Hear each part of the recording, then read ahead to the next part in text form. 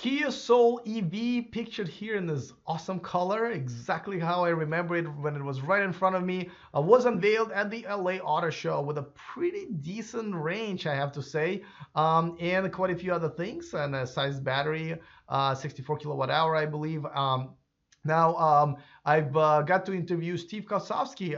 If you remember him, he was on my show before, actually one of my most watched videos of this year so far. I'm going to talk to him again, and going to tell you a little bit about this car and have a conversation about it. All of this is coming up next. Taking over the world, electrifying the world, E4 Electric! Welcome to E4 Electric, your #1 source of unbiased electric car news. If this is your first time here, go ahead and click on the subscribe button over there. It's right there in red, and by the way, it's free. That way you don't miss anything moving forward. Okay, so now there's quite a few things that I've seen and done at the LA Auto Show, and this is one of the videos that I'm bringing it to you. And if you remember Steve Kosowski, he's with Kia. We had a great conversation with him about Kia Niro EV. But this is actually the time to talk about the new Soul EV.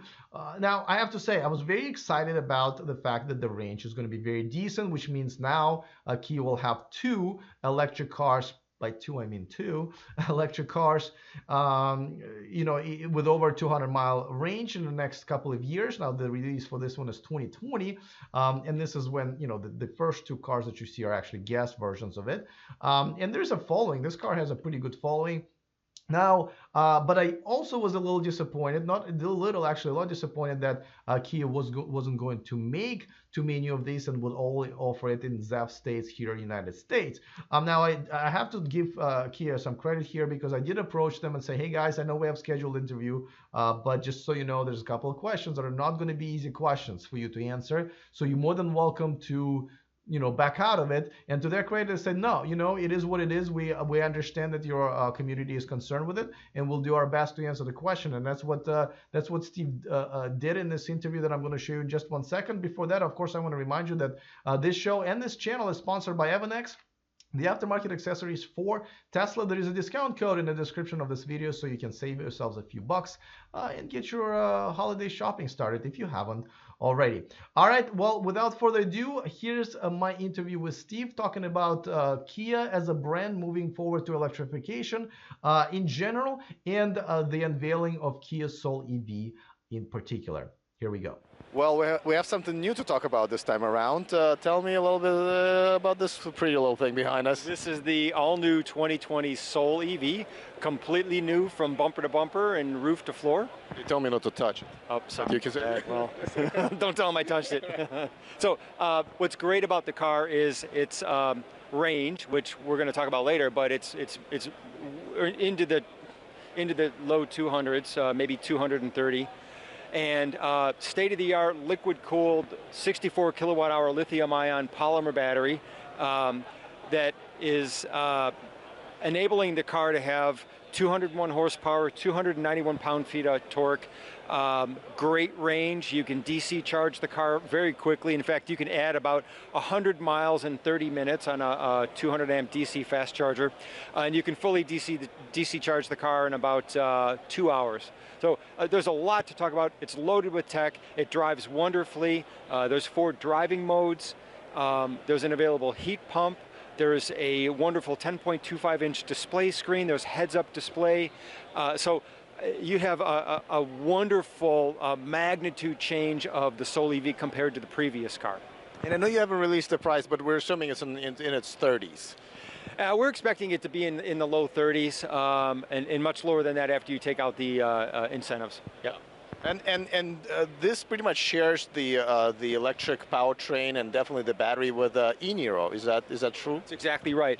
The battery and the motor and the power electronics and the onboard charger, all of that is common with what we call the Niro EV here in the United States. And this makes it the second car that you guys have that's all electric with an over 200-mile range. So Looks like you're kind of committing yourself to this whole electric thing. We are committed. You know, Kia's got lots of investment and great green aspirations.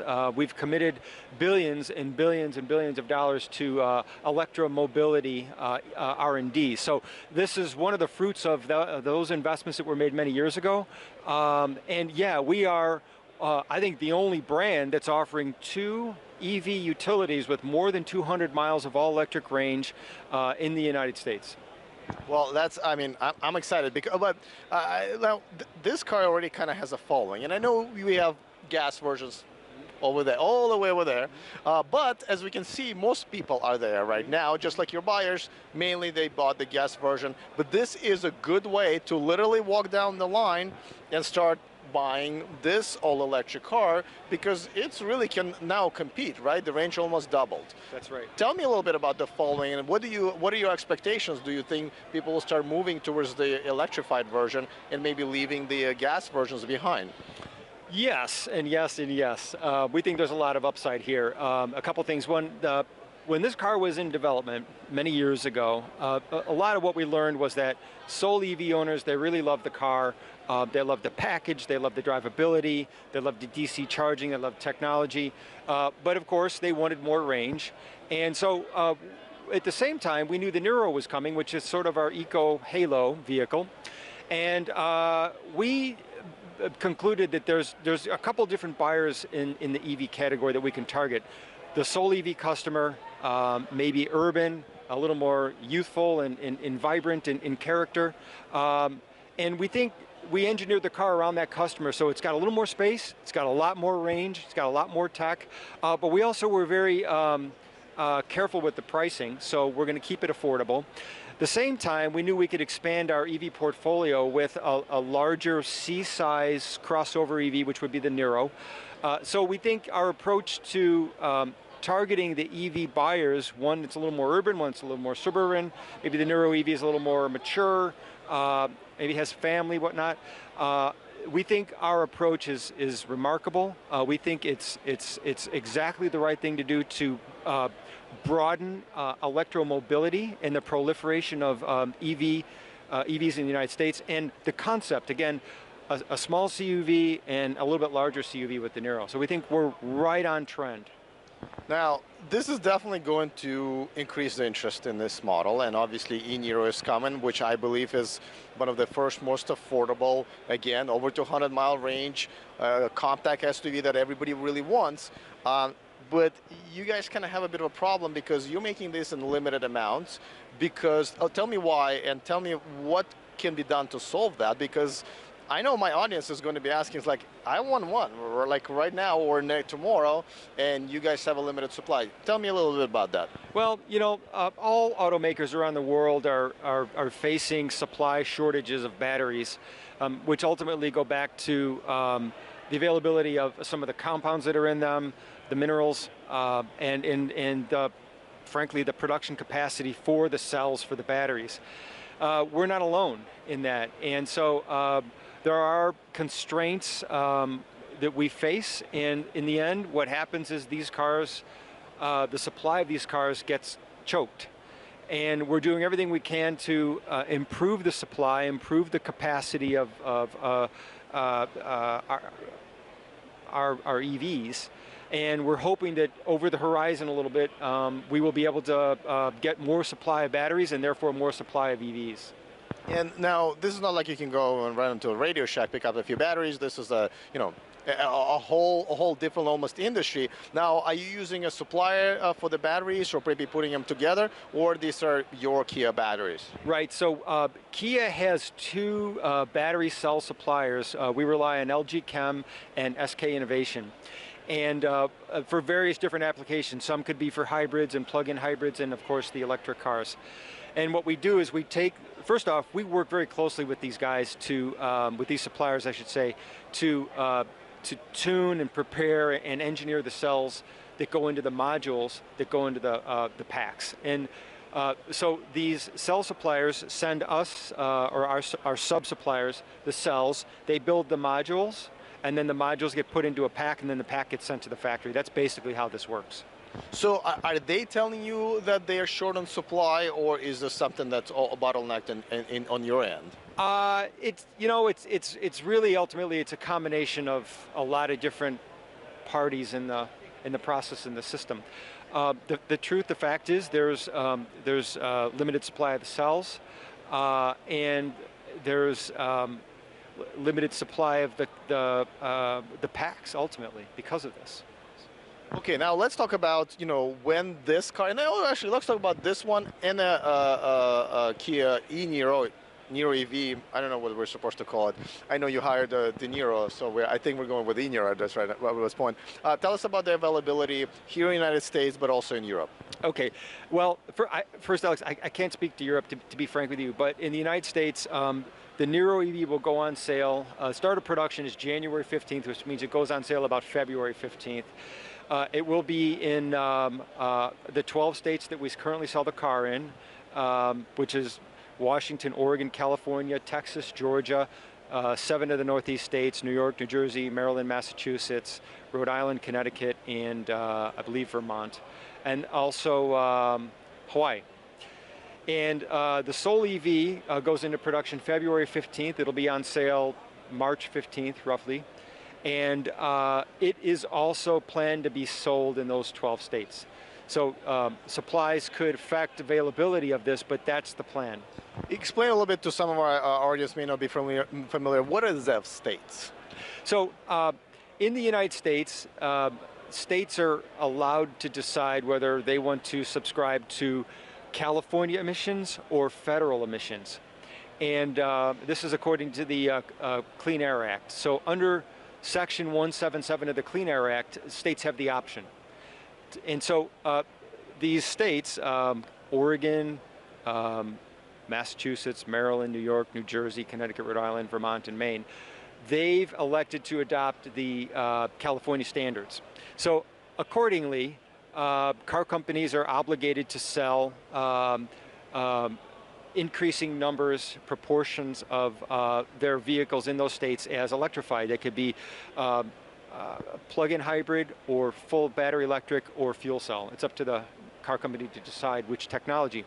But so these states are basically requiring car companies to sell EVs in the states. That's how that works. And these are the states that are also creating most incentives for their residents to buy electric cars. Broadly, yes. There's some outliers like Colorado and even Texas, and at one point Georgia.